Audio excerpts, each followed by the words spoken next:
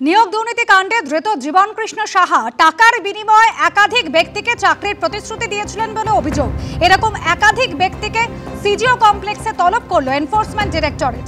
যাদের তলব করা হয়েছে তারা সকলেই মুর্শিদাবাদের বাসিন্দা বলে সূত্রের খবর। সকালে নথি নিয়ে সল্টলেকের ইডি অফিসে এসেছেন 4 জন। আর ইডি সূত্রে খবর, আর্থিক লেনদেন নিয়ে তাদের প্রশ্ন করা হবে। চাকরির প্রতিশ্রুতির বিনিময়ে জীবনকৃষ্ণ কত টাকা চেয়েছিলেন সেই প্রশ্ন করা হবে বলে সূত্রের খবর।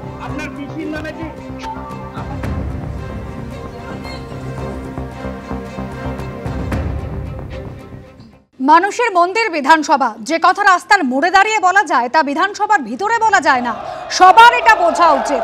গতকাল বিধানসভায় যে ধুন্ধুমার পরিস্থিতি তৈরি হয়েছিল তা নিয়ে মন্তব্য স্পিকার বিমান বন্দ্যোপাধ্যায়। গণতন্ত্রের মন্দির আমরা বলি বিধানসভাকে, কিন্তু সেই মন্দিরের পবিত্রতা রক্ষার দায়িত্ব সবার আছে এবং যারা এখানকার সদস্য তাদেরও সেই দায়িত্ব রয়েছে।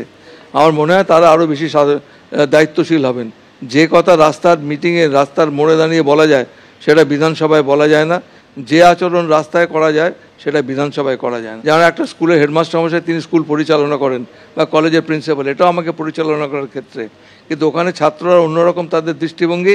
এখানে যারা রয়েছেন তারা তো ছাত্র না, অনেকে রয়েছেন ছাত্রাবস্থা থেকে অনেক বেশি তাদের বয়স হয়ে গেছে, তো তাদেরও এটা বোঝা উচিত এবং আমি আশা করি আগামী দিন তারা এটা নিশ্চয়ই উপলব্ধি করবে। আপনার বয়স্ক ছাত্রদের নিয়ে সবচেয়ে বেশি সমস্যা আছে। বয়স্ক ছাত্র তো আছেই, এখানে বয়স্ক ছাত্র প্রচুর আছে, দুষ্টু ছাত্র আছে। একদম স্যার, দুষ্টু ছাত্রদের ক্ষেত্রে আপনার দাওয়াই কি? তো দাওয়াই দিয়েছে কালকে তো দাওয়াই দিয়েছি, আইন অনুযায়ী যেটা অ্যাভেলেবেল সে দাওয়াই দিয়েছি। দুই বিজেপি বিধায়ককে হাসপাতালে পাঠাতে হয়েছিল, কিন্তু পরিষদীয় মন্ত্রী শোভনদেব চট্টোপাধ্যায় তিনি বলছেন কেউ আহত হয়েছেন বলে তিনি জানেন না। ধাক্কাধাক্কি ঠেলাঠেলি হয়েছে। বিজেপির মধ্যে এমন কেউ নেই যে ওদের একটু শেখাবে, আক্ষেপ পরিষদীয় মন্ত্রী। মুখ্যমন্ত্রীকে বলতে দেবেন, মুখ্যমন্ত্রী বলতে দেবেন, মুখ্যমন্ত্রীকে এটা কোনো ব্যাপার না। কেউ আহত হয়েছে বলে আমি জানি না।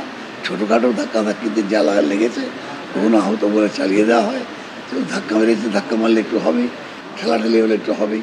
মানে আমাদের হাসিম আব্দুল হালিম বলতেন, ওপরে আল্লাহ নিচে আমি, তার মাঝখানে কিছু নেই। তো স্পিকারের অর্ডার হচ্ছে ওখানে এতটাই তার ক্ষমতা, সে যখন বলছে তখন মার্শাল তাকে বার করতে বাধ্য। আমাদের রাজ্যে যারা বিজেপি তাদের মধ্যে এমন কেউ নেই যে তাদের একটু শিক্ষা দীক্ষা দেবে, একটু শেখাবে। একজন 4 বারের দল বদলু, সে হচ্ছে ওদের বিরোধী দলনেতা, আর একজন সিপিএম থেকে আসা, সে হচ্ছে ওদের চিফ হুইপ। কে ওদের শেখাবেটাকে? ওদের শেখাবেটাকে? আমি ওয়েলে নেমেছিলাম, সিএম নিচে নেমে গিয়ে আমাকে বললেন চলুন উপরে চলুন। খেয়াল করেছো? এই জেস্টার কে দেখাবে? বিজেপি সাংসদ সুকান্ত মজুমদার রয়েছেন আমাদের সঙ্গে টেলিফোন লাইনে। সুকান্ত বাবু, আপনি শুনলেন শোভনদেব চট্টোপাধ্যায়ের গতকালের বিধানসভায় যে পরিস্থিতি তৈরি হয়েছিল তা নিয়ে কি মন্তব্য, আপনি কি বলবেন? দেখুন, ভাবের গলে চুরি করছেন শোভনদেব বাবু। উনিও জানেন গত যে আমাদের এখানে মনসুন সেশন হয়েছে, সেই মনসুন সেশনে তৃণমূল কংগ্রেসের সাংসদরা কি করেছে। তাদের কে শিখিয়েছিল ওএলএনএমে অমিত শাহর দিকে কাগজ ছোড়ার জন্য? মমতা বন্দ্যোপাধ্যায় শিখিয়েছিলেন।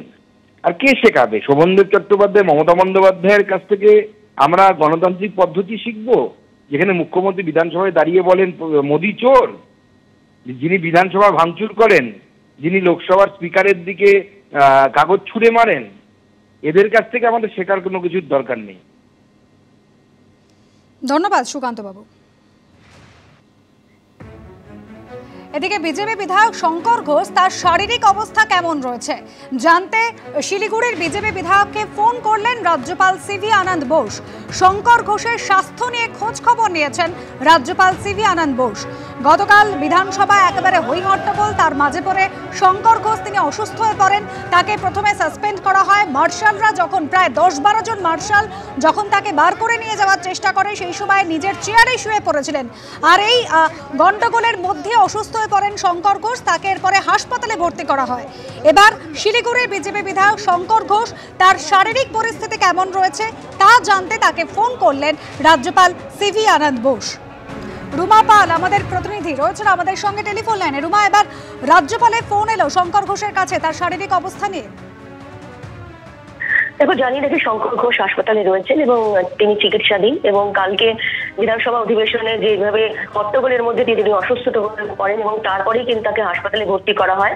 কিছুক্ষণ আগে রাজভবন সূত্রের খবর যে রাজ্যপাল ফোনে তার সঙ্গে কথা বলেছেন, তার খোঁজ খবর নিয়েছেন, তার শারীরিক অবস্থার খোঁজ খবর নিয়েছেন এবং পুরো বিষয়টাই জেনেছেন তার কাছ থেকে, এমনটাই কিন্তু জানা যাচ্ছে রাজভবন থেকে। ধন্যবাদ রুমা।